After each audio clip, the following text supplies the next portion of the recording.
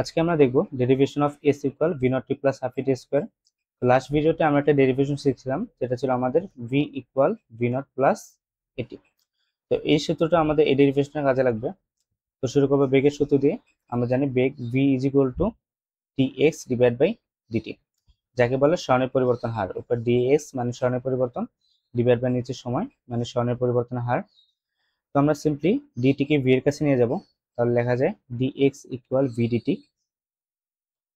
তো এখন আমরা ভি এর মানটা বসাবো। তাহলে ভি এর মান বসালে এখানে থাকতেছে ভি নট প্লাস এটি ইন্টু ডিটি।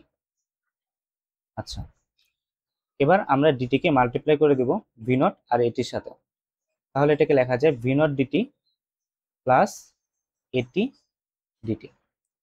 এবার এটাকে আমরা ইন্টিগ্রেশন করব, তাহলে লেখা যায় integration of DX is equal integration of V not DT plus integration of AT DT.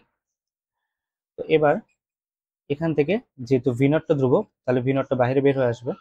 তাহলে লেখা যায় V not integration of DT plus, আবার এখানে এ ধ্রুবক, তাহলে এ বাইরে চলে আসবে, ইন্টিগ্রেশন অফ টি ডিটি। এবার আমরা লিমিট সেট করব। তো স্মরণকে নিব আমরা এক্স নট থেকে শুরু করে এক্স পর্যন্ত, সময়কালকে নিব 0 সেকেন্ড থেকে শুরু করে টি সেকেন্ড পর্যন্ত। এখানেও সেম 0 সেকেন্ড থেকে শুরু করে টি সেকেন্ড পর্যন্ত। এবার আমরা ইন্টিগ্রেশন করব। তো ইন্টিগ্রেশন প্রসেস আমরা মোটামুটি সবাই জানি। এখানে ডি এক্স এর সামনে যেহেতু কোনো কিছু নাই, তার মানে আমাদের 1 আছে। 1 কে এক্স এর সাপেক্ষে ইন্টিগ্রেশন করলে থাকবে এক্স, আপার লিমিট হবে এক্স, লোয়ার লিমিট হবে x not is equal V naught.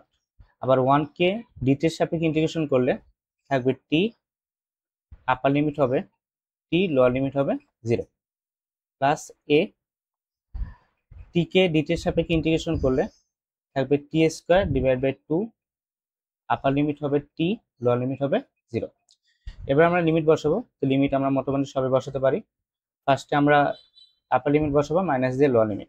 তাহলে এখানে থাকবে x minus x not is equal V naught into T minus 0 plus T square নিচে যে 2টা আছে সেটা সামনে চলে আসবে হাফ এ।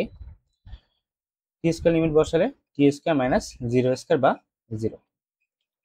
তাহলে এখানে থাকতেছে x minus x not equal V naught T plus half A T square. তো এখানে এক্স মাইনাস এক্স নট যেটা, সেটা হচ্ছে আমাদের বেসিক্যালি স্মরণ।